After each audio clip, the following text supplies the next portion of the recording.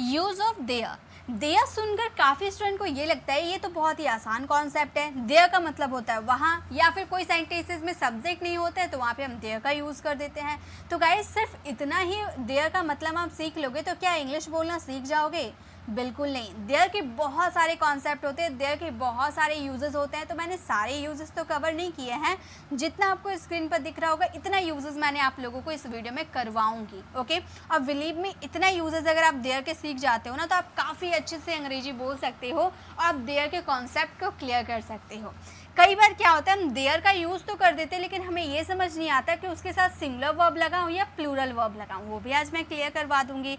There is, are, there was, were, there has, have been या there had been, there used to be, there must be, there should be, ये सारे uses आज के इस video में आपको करवाने वाली हूँ। तो चलिए बिना टाइम वेस्ट के वीडियो को स्टार्ट करते हैं। सबसे पहले हम बात करेंगे देयर के साथ इज, आर और वर्ज, वर का यूज़ कैसे किया जाता है। ठीक है, इज, एम, आर, जब एम इसमें नहीं लगता है, कभी भी देयर के साथ एम नहीं लगता है, क्योंकि आप लोगों को पता होगा कि एम का यूज़ हमेशा आई के साथ यूज़ होता है। लेकिन देयर के साथ कभी इज लगता है, कभी आर लगता है, उसका हिंदी मीनिंग होता है हे, ओनली हे। ओके, और देयर के साथ वॉज या वर का यूज़ होता है जब हिंदी वाले सेंटेंस में था, थे, थी यानी कि हम पास्ट की बात करते हैं तब। और इज, एम, आर यूज़ होता है प्रेजेंट के लिए। एक मिनट, पास्ट के लिए यूज़ होता है और इज, एम, आर यूज़ होता है हमारे प्रेजेंट के सिचुएशन के लिए। जैसे आपकी सेंटेंसेस में पहला तो कंडीशन आपने सही सीखा है कि अगर आपके सेंटेंसेस में सब्जेक्ट नहीं होते हैं तो देयर का यूज़ एज अ सब्जेक्ट के रूप में किया जाता है। ओके, और सेकंड, जब हम कोई चीज़ काउंट कर सकते हैं, ठीक है, ये याद रखिएगा, जब हम कोई चीज़ काउंट कर सकते हैं और वहाँ पे सब्जेक्ट नहीं होता है तब हम देयर का यूज़ करते हैं। फॉर एग्जांपल हमारे शहर में बहुत सारे स्कूल हैं। अब स्कूल्स को आप काउंट कर सकते हो ना कि हमारे शहर में कितने स्कूल हैं, आप काउंट कर सकते हो। अब यहाँ पर हमारे शहर में बहुत सारे स्कूल है, यहाँ पे सब्जेक्ट आपको दिख रहा है, सब्जेक्ट नहीं है और यहाँ पर काउंट कर सकते हैं, तो यहाँ पे हम यूज़ करेंगे देयर। देयर मैनी स्कूल्स, मतलब या बहुत सारे स्कूल है, there are many school in our city, हमारे शहर में। ओके, तो जहाँ भी सब्जेक्ट नहीं होगा और वहाँ पे आप काउंट कर सकते हो वहाँ पे आप देयर का यूज़ करोगे। एक सेंटेंस हम लोग खुद से बनाते हैं, जैसे इस क्लास में 20 विद्यार्थी हैं, तो ऐसे सेंटेंसेस, इस क्लास में 20 विद्यार्थी है, तो ये वाले ना देखकर 20 विद्यार्थी, क्या यहाँ पर सब्जेक्ट समझ में आ रहा? नहीं आ रहा, यानी कि देयर का यूज़ करेंगे। एक मिनट, मैं पेन का मैं कलर चेंज कर लेती हूँ। हम बोलेंगे देयर। अब ये कन्फ्यूज़न आती है ना कि इस का यूज़ करो और ना आर का यूज़ करो, तो यहाँ पे आपको आर दिख रहा है ना, यहाँ पर आर मैंने यूज़ किया। क्यों यूज़ किया है? मैनी स्कूल्स यानी कि ये प्लूरल है आपका, यहाँ पे जो दिख रहा ना देयर के अकॉर्डिंग आप इज और आर का यूज़ नहीं करते हो। मैनी स्कूल्स यानी कि प्लूरल है, उसके अकॉर्डिंग हमने यहाँ पर आर का यूज़ किया। और यहाँ भी आर का यूज़ करेंगे क्योंकि हम यहाँ पर 20 स्टूडेंट्स की बात करें, यानी कि प्लूरल की बात करें। अगर यहीं पर हम अ स्टूडेंट का यूज़ करते तो देयर इज़ अ स्टूडेंट करते। ओके, तो there are 20 students in this class, इस क्लास में 20 विद्यार्थी है, तो हम बोलेंगे there are 20 students in the class. Okay, जैसे अगर आपको बोलना हो कि मेरे मोबाइल में एक फ़ोटो है, मेरे मोबाइल में एक फ़ोटो है, तो आप बोलोगे there is a photo in my mobile. There is a photo, is लगाए क्योंकि एक फ़ोटो की बात कर रहे हैं। ओके, नेक्स्ट देखिए, इस कमरे में 10 लोग हैं, 10 लोग थे। अब यहाँ पास्ट की बात करें तो था, थे, थी आ जाएगा, तो वहाँ तो वॉज, वर का यूज़ करेंगे। तो इस कमरे में 10 लोग थे, देयर वर। वर का यूज़ क्यों किया? क्योंकि 10 पीपल यानी कि आप प्लूरल की बात कर रहे हैं ना, तो there were 10 people in this room, इस कमरे में 10 लोग थे। मेरे मोबाइल में एक फ़ोटो थी। अब आई थिंक ये सेंटेंस आप बना लोगे तो ये सेंटेंस आप फ्रेम कीजिएगा। अब एक स्लाइड देखकर आप सोचते हो कि देयर बहुत आसान है, तो बिल्कुल गलत हो। ये तो क्लियर हो गया ना। अब आगे देखिए, आगे क्या है। अब हम बात करेंगे there has have. Has have का यूज़ जब हमारे सेंटेंस में है आता है। अब इज, एम, आर में भी तो हमने यूज़ किया था, लेकिन इसमें से है आ रहा है, यानी कि इसमें हम टाइम मेंशन करते हैं, टाइम मेंशन करते हैं। और हैड का यूज़ में भी हम टाइम मेंशन करते हैं। एक एग्जाम्पल मैं बताती हूँ, मैंने हैज़ हैव के वीडियो में आप लोगों से क्लियर किया था, मैंने अभी नहीं, वीडियो सेक्शन मैंने क्लियर किया था।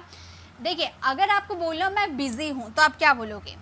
ये एकदम कॉमन सी बात है। अगर आपको बोलना मैं बिज़ी हूँ तो आप क्या बोलोगे? आप बोलोगे आई एम बिज़ी। मैं बिज़ी हूँ, आई एम बिज़ी। लेकिन यही सेंटेंस में अगर आप टाइम मेंशन करते हो कि मैं सुबह से बिज़ी हूँ, तो क्या आप ये सेंटेंस को ऐसे बोलोगे, I am busy, I am busy since morning? क्या आप ऐसे बोलोगे, I am busy since morning? जी ये बिल्कुल गलत है। कभी भी इज एम आर के साथ सिंस फोर का यूज़ नहीं किया जाता है। आपको ये सेंटेंस को ऐसे बोलना होगा, I have been busy, I have been busy since morning. तो जब आपको नॉर्मल तरीके मतलब टाइम का मेंशन नहीं करना होगा, सिर्फ इतना बताना मैं बिज़ी हूँ, आई एम बिज़ी, ओके, या मैं दुखी हूँ, आई एम सैड, मैं खुश हूँ, आई एम हैप्पी, सिंपल बोलना होगा, सिंपल बोलो। लेकिन उसी में अगर आप टाइम मेंशन कर देते हो कि मैं सुबह से बिज़ी हूँ, तो इज एम आर के साथ सिंस टाइम का जिक्र किया ही नहीं जाता। याद रख लीजिएगा, इज एम आर के साथ कभी भी टाइम का जिक्र नहीं किया जाता है। जब टाइम का जिक्र करोगे तो हैज़ हैव बिन का यूज़ करेंगे, I have been busy since morning. Okay, तो यही कॉन्सेप्ट इसमें भी लागू होता है। जैसे इस कमरे में 50 कुर्सियाँ हैं, सिंपल है, इस कमरे में 50 कुर्सियाँ। क्या यहाँ पे मैंने टाइम का जिक्र किया है? नहीं किया है। तो ये हमारा सिंपल सेंटेंस बनेगा, there are 50 chairs, there are 50 chairs in this room. इस कमरे में 50 कुर्सियाँ हैं, तो हम बोलेंगे there are 50 chairs in this room. ये सिंपल हो गया। यहाँ पे हमने टाइम नहीं यूज़ किया है का जिक्र कर रहे थे, इसलिए इज एम आर का यूज़ मतलब इज आर का यूज़ कर दिया। नेक्स्ट सेंटेंस यही, इसी में हम टाइम मेंशन कर देते हैं। इस कमरे में 2 दिन से 50 कुर्सियाँ हैं, या इस कमरे में 2 दिन से 50 कुर्सियाँ लगी है या है, कुछ भी बोलो। लेकिन यहाँ पे आपने टाइम मेंशन कर दिया 2 दिन से, तो क्या यहाँ पर इज़ और आर का यूज़ करके टाइम मेंशन करें? कभी नहीं कर सकते। इसीलिए यहाँ पे हमें हैज़ हैव बिन का यूज़ करना होगा। हमारा ये सेंटेंस इस तरीके से ये बन जाएगा, there have been 50 chairs, there have been 50 chairs in this room, कब से है? 2 दिन से, यानी कि for 2 days। ओके, तो इस तरीके से आपको बनाना है। अगर सिंपल आपको टाइम मेंशन नहीं करना, यानी कि इज आर का यूज़ करोगे प्रेजेंट में, और अगर उसमें आप मेंशन कर देते हो टाइम का, तो हैज़ हैव बिन का यूज़ करोगे। ओके, क्लियर है ना? अब समझ में आ रहा होगा। अब उसी तरह से पास्ट भी कर लेते हैं। इस कमरे में एक पंखा था, तो हम कैसे बोलेंगे? इस कमरे में एक पंखा था, हम बोलेंगे there was a fan in this room, in this room. अब यहाँ पर देखिए, एक पंखे की बात की ना, अ फैन सिंगुलर की बात की, इसलिए वॉज का यूज़ किया। There was a fan in this room. इस कमरे में 2 साल से एक पंखा लगा हुआ है, या इस कमरे में 2 साल से एक पंखा था, कुछ भी बोलो। ये सेंटेंस आप फ्रेम करना और इसका आंसर कमेंट में देना। इसमें टाइम मेंशन किया गया है, तो इसे आप ध्यान से बनाओगे। ओके, चलिए नेक्स्ट बताती हूँ। नेक्स्ट क्या है, ये आई थिंक आपको क्लियर हो गया। कमेंट में यस ज़रूर बताइएगा अगर आपको ये क्लियर हो गया है तो, ठीक है। नेक्स्ट देखिए, अब हम बात करेंगे there used to. There used to के साथ कभी आपको बी लगाने होंगे और कभी हैव यूज़ करने होंगे। हुआ करता था, अगर यहाँ पर स्टेट ऑफ बीइंग शो करेगा तो बी का यूज़ कीजिएगा, और पास यानी कि पोजीशन शो करेगा तो हैव का यूज़ करेंगे। सेंटेंस मैंने सभी तरह के आपको दिए हैं, ठीक है। वहाँ एक राजा हुआ करता था, वहाँ एक राजा हुआ करता था। देयर यूज्ड टू, हुआ करता था।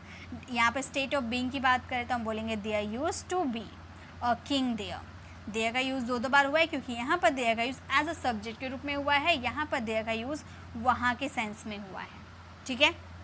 नेक्स्ट, बहुत सारे पैसे हुआ करते थे। अब पैसे स्टेट ऑफ बीइंग शो कर रहे हैं क्या? नहीं, पास होने की बात करें, पोजीशन की बात करें कि मेरे पास बहुत सारे पैसे हुए करते थे। अगर मेरे पास बोलते तो आई हैव बोलते, ओके। लेकिन यहाँ पर मेरे पास बोले हैं क्या? नहीं, सिर्फ इतना बोले बहुत सारे पैसे हुआ करते थे। तो हम इस सेंटेंसेस को बोलेंगे there used to have, there used to have a lot of money, a lot of money. बहुत सारे पैसे हुए करते थे, या फिर यहाँ बहुत सारे पैसा हुआ करता था। There used to have a lot of money here, okay. Next, वहाँ एक स्कूल हुआ करता था। There used to be a school there. मेरे घर के सामने एक पार्क हुआ करता था, ये सेंटेंस आप फ्रेम कीजिएगा। ओके, सामने यानी कि इन फ्रंट ऑफ माई हाउस, ये सेंटेंस आप फ्रेम कीजिएगा। कन्फ्यूज़न होती है तो मैं तो हूँ आपको बताने के लिए, इसकी पीडीएफ भी तो आपको मेरे टेलीग्राम चैनल पर मिल जाएगी। ओके, नेक्स्ट देखिए, अब हम बात करेंगे देयर शुड बी। अभी हम लोगों ने यूज टू भी देखा, अब बात करेंगे शुड बी। शुड बी का मतलब होता है होना चाहिए। होना चाहिए का सेंस आएगा, यहाँ पे सब्जेक्ट नहीं होगा। जैसे कोई संदेश नहीं होना चाहिए, कोई संदेह नहीं होना चाहिए, ठीक है, मतलब कोई डाउट नहीं होना चाहिए। इसे हम दो तरीके से बना सकते हैं, there should be no doubt, यहाँ पर नहीं का जिक्र हुआ है ना, there should be no doubt. या फिर आप सेंटेंसेस में यहाँ पर नॉट का यूज़ नहीं किया, आप ध्यान दीजिए यहाँ पर नॉट का यूज़ नहीं हुआ है, लेकिन अगर आप नॉट का यूज़ करते हो तो आपको सेंटेंस ऐसे बोलना होगा, there should not be any doubt. अगर सिर्फ आप यहाँ पे हमने क्या किया, नॉट और एनी को मिलाकर सिंपली सिर्फ नो लिखा, और यहाँ पे हमने अलग अलग करके नॉट और एनी लिख दिया, there should not be any doubt या there should be no doubt, दोनों ही एक ही है, दोनों तरीके से आप यूज़ कर सकते हो। ठीक है, जैसे कोई समस्या नहीं होना चाहिए, कोई समस्या नहीं होना चाहिए, इसे भी दो तरीके से फ्रेम करके देखते हैं। हम बोलेंगे there should be no problem, there should be no problem, कोई समस्या नहीं होना चाहिए। या फिर ये सेंटेंस को हम ऐसे भी बोल सकते हैं, there should not be, okay, there should not be any problem, there should not be any problem, कोई प्रॉब्लम नहीं होना चाहिए, वहाँ कोई कार नहीं होना चाहिए। ये सेंटेंस आप फ्रेम कीजिएगा और इसका आंसर कमेंट में दीजिएगा, आप दोनों तरीके से बना सकते हो। ठीक है, नेक्स्ट देखिए, नेक्स्ट और लास्ट हमारे देयर का यूज़ है देयर मस्ट बी। अब जैसे आपने शुड बी का यूज़ किया होना चाहिए, मस्ट बी का मतलब होता है होना ही चाहिए, यानी कि इस सेंटेंस में हल्का फोर्स देने की बात होगी। सेंटेंसेस में थोड़ा फोर्स देकर हम बोलते हैं, यहाँ एक अस्पताल होना ही चाहिए, मतलब ज़रूरी है यहाँ पर अस्पताल होना, बहुत सारे बच्चे होते हैं, एक्सीडेंट होता रहता है, यानी कि यहाँ पर एक अस्पताल होना ही चाहिए, ज़रूरी है। ओके, तो मस्ट का यूज़ करेंगे, हम बोलेंगे there must be a hospital here. ठीक है, नेक्स्ट है मेरे घर के सामने एक मंदिर होना ही चाहिए।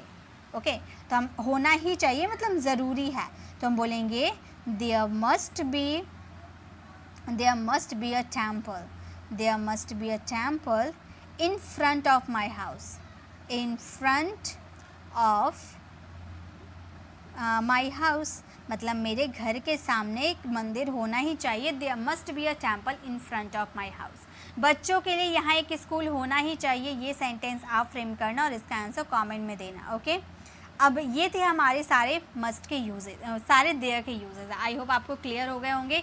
एक मिनट, यहाँ आपको जितने मैंने आपको स्क्रीन पर दिखाए थे ये सारे मैंने आप लोगों को कवर करवाए। देखिए, इसके अलावा बहुत सारे देयर के यूजेस होते हैं, बट मैं आप लोगों के लिए वही लेकर आई हूँ जो हमारे स्पोकन इंग्लिश में ज़्यादा यूज़ किए जाते हैं। ओके, अब आपको ये क्लास कैसी लगी कमेंट में ज़रूर बताइएगा, अच्छी लगी तो लाइक कीजिएगा, अपने फ्रेंड फैमिली को ज़रूर शेयर कीजिएगा, और अगर आप मेरे चैनल पर नए हो और मेरे पढ़ाने का तरीका आपको पसंद आया तो सब्सक्राइब कर आने वाले बेल आइकन को ज़रूर प्रेस कीजिएगा, ताकि रोज़ आने वाली वीडियोज़ की नोटिफिकेशन आपको समय पर मिलती रहे। I'll see you in the next video. Till then, bye bye. Take care.